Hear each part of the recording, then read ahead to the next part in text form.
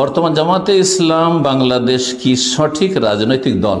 দেখেন, জামাতে ইসলাম হোক আর আওয়ামী লীগ হোক আর বিএনপি হোক আর কি নাম এনসিপি না কি বলছে, ওই ছাত্র দল হোক, এগুলো সব গণতান্ত্রিক দল।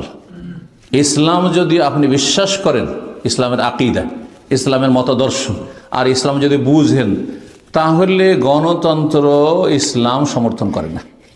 গণতন্ত্র ইসলাম সমর্থন করেন না। তার সামান্য কিছু ভালো দিক রয়েছে, প্রায় সবগুলি দিক ইসলামের সাথে সাংঘর্ষিক। সামান্য কিছু ভালো দিক রয়েছে, যেমন মদেরও সামান্য ভালো ভালো কিছুর কথা আল্লাহ বলেছেন, কিন্তু সব দিকে নোংরামি আর খাবাসাত। কথা বুঝতে পেরেছেন না?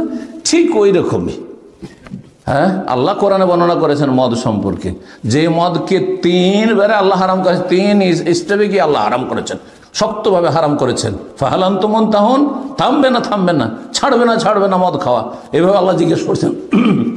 তো আপনি মদের চাইতে নিকৃষ্ট হচ্ছে কুফরি। আপনি এই কুফরি তন্ত্র কি করে বিশ্বাস করেন? জান্নাতি জাহান্নামী যেখানে সমান, আল্লাহর ওলি শয়তানের ওলি সমান, একটা আমি আর একজন একেবারে পাপিষ্ট, হ্যাঁ পাপিষ্ট, পাপে ডুবে আছে, সে সমান। আপনি কি করে এটা সমর্থন করতে পারেন? আপনি বলুন তো দেখি। লা ইয়াস্তাবি আসহাবুন নার ওয়া আসহাবুল জান্নাহ, এছাড়া বহু দিক রয়েছে, তো সেগুলো বলার এখানে সময় নেই। সুতরাং বলছি যে রাজনৈতিক গণতন্ত্রের কোন এই গণতন্ত্রের রাজনীতি না করাও একটি রাজনীতি। এই কথাটি বড় ওলামাদের কাছ থেকে শোনা। আমি যে এই ইসলাম বিরোধী রাজনীতি বর্জন করি, এটা হচ্ছে আমার রাষ্ট্র পরিচালনার নীতি। রাজনীতি মানে কি? দেশ পরিচালনার নীতি। আচ্ছা, আবু বকর, ওমর, ওসমান, হ্যাঁ আলী, তারা কোনভাবে ইসলাম দেশ চালিয়েছেন? এই দিয়ে, হ্যাঁ বলেন তো দেখি। তা আপনাকে ওইটাতে যেতে কি হচ্ছে? ওটাতে যেতে কি হচ্ছে? রাসূলুল্লাহ সাল্লাল্লাহু আলাইহি ওয়াসাল্লাম যখন প্রথম মক্কায় শুরু করেছেন কাজ, তখন একটা স্তর কয়েকটা বছর, মাত্র 2, 3, 4 বছর গেলেই তার একটা প্রস্তাব পেশ করেছিল কিনা, যে হে নবী, তোমাকে মক্কার রাজা বানিয়ে দিচ্ছি, ইনকুন্তা তরিদ মুলকান মাল্লাকনাক, তোমাকে কিং বানিয়ে দিচ্ছি, মালিক বানিয়ে দিচ্ছি, রাজা বানিয়ে দিচ্ছি, আর তুমি আমাদের দেবদেবীর বিরুদ্ধে বলিও না। মেনেছিলেন নবী সাল্লাল্লাহু আলাইহি ওয়াসাল্লাম? না। তো আপনাকে এই ইসলামের নাম ব্যবহার করে যে গণতন্ত্রে যাচ্ছেন আপনি, সেখানে আপনার বহু শিরক মেনে নিতে হবে, বহু পাপ মেনে নিতে হবে, সেগুলি সংস্কার করতেও পারবেন না, ক্ষমতা নেই। হ্যাঁ, কারণ জাতি ওই রকম তৈরি হয়নি। আর সেটা মেনে নিয়ে আপনি জগা খিচড়ির নাম ব্যবহার করছেন ইসলামের, কিন্তু ইসলাম কখনো কায়েম করবেন না। এটা আপনাদের দুনিয়ার স্বার্থ কায়েম করা। কেউ দুনিয়াদারি করে করছে, আর কেউ আপনি ইসলামকে পুঁজি করে করছেন। আপনি এইভাবে ধোঁকা দিবেন না। যারা দুনিয়াদারি করে রাজনীতি করছে আর লুটে পুটে খাচ্ছে, তারা আপনার ইসলামের অপব্যবহার, ইসলামের অপব্যাখ্যার চাইতে ভালো। যে ওদেরকে সবাই চেনে, কেউ মনে করেন না যে ওদেরকে ভোট দিলে নাকি হবে। আমি স্পষ্ট ভাষা, আওয়ামী লীগ বিএনপিকে ভোট দিলে নেকি হবে কেউ বলবেন? কেউ বলবেন না। কিন্তু জামাত ইসলামের ভোট দিলে জিহাদ হবে, এটা ওরা সবাই বিশ্বাস করে।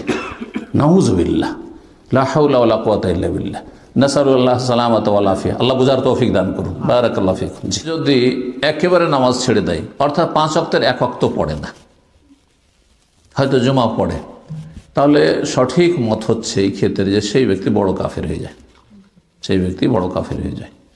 এই মতটি সাহাবা ইকরামদের ইজমার মত। এই মতটি সালাফের যুগে, সাহাবা ইকরামের যুগে এতে কোনো ইখতিলাফ ছিল না। পরবর্তীকালে ইখতিলাফ হয়েছে, কেউ বলছে বড় কাফের, কেউ বলছে ছোট কাফের। কিন্তু কেউ যদি মাঝে মাঝে পড়ে, মাঝে মাঝে পড়েন না, 1 ওয়াক্ত পড়লো, হ্যাঁ তো জোহর আসর পড়েছে, মাগরিব পড়লো, মাগরিব এশা পড়েছে, ফজর পড়লো না, সে বড় কাফের না ছোট কাফের? এই ক্ষেত্রেও দ্বিমত আছে। একদল উলামা বলেছেন যে সেও কাফের, যখনই ছাড়লো কাফের হয়ে গেল। কিন্তু শাইখুল ইসলাম রহমতুল্লাহ আলাইকে পার্সোনাল যখন জিজ্ঞাসা করা হয় এইরকম লোক সম্পর্কে, তখন তিনি তা বড় কাফের বলেননি। এইরকমই তার আগে বিজ্ঞ আমাদের অধিকাংশই। তো এইরকম লোককে আমরা কাফের বলবো না, কিন্তু উদ্দেশ্য আমাদের কাফের বলা নাই, তাকে সতর্ক সাবধান করা।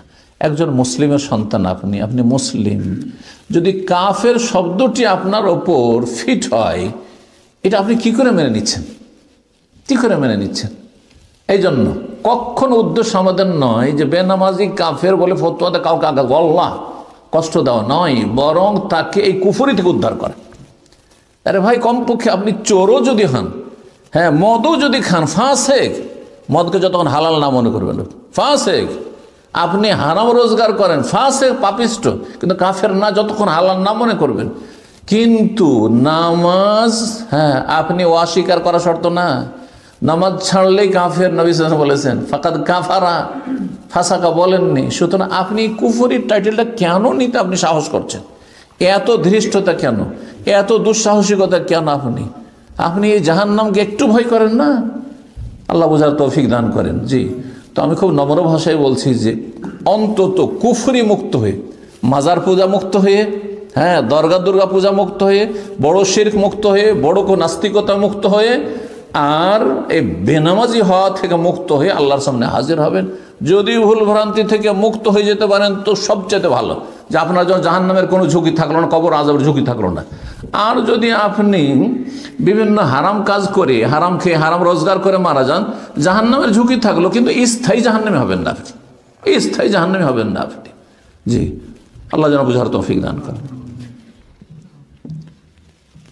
প্রশ্ন আমি আরো স্পষ্ট করি যে হাদিসে রয়েছে ইয়ানজিলু রব্বুনা তাবারাকা ওয়া তাআলা কুল্লা লাইল ইলা সামাইদ দুনিয়া, আমাদের রব আল্লাহ তাবারাকা ওয়া তাআলা প্রত্যেক রাতে প্রথম আকাশে, নিকটবর্তী আকাশে নেমে আসে। হিনা ইয়াবকাল সুলুসুল লাইলুল আখির, যখন শেষ তৃতীয় অংশ অবশিষ্ট থাকে।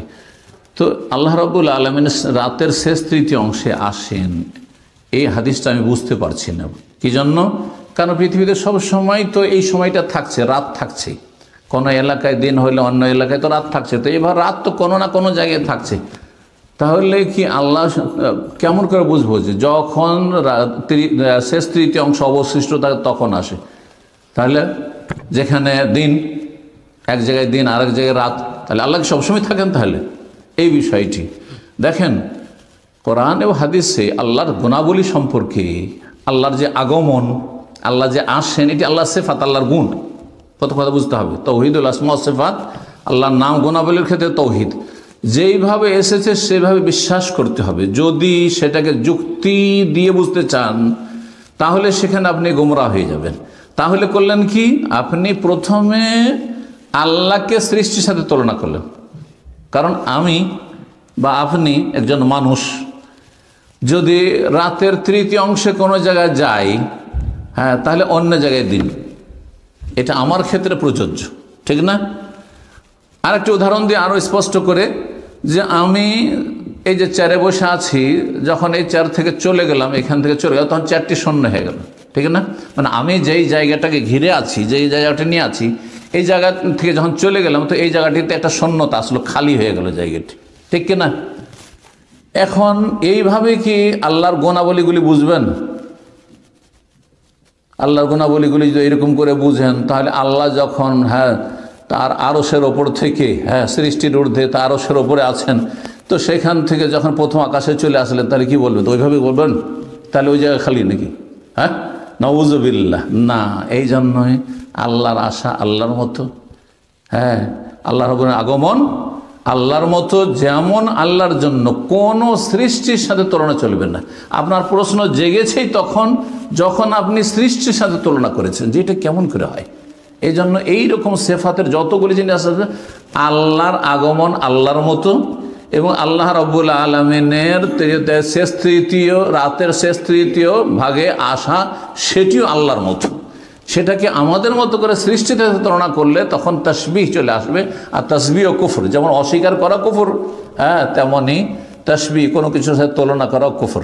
এই কুফরি থেকে বাঁচতে হবে। দুই দিকে কিন্তু গর্ত আছে, আর মাঝখানে হচ্ছে আহলে সুন্নাত ওয়াল জামাতের আকীদা, যে আল্লাহ সম্পর্কে আল্লাহ যা বলেছেন, তার রাসূল যা বলেছেন আমরা বিশ্বাস করব। কিভাবে, কেমন করে হয়, ওইটা আল্লাহ ভালো জানে।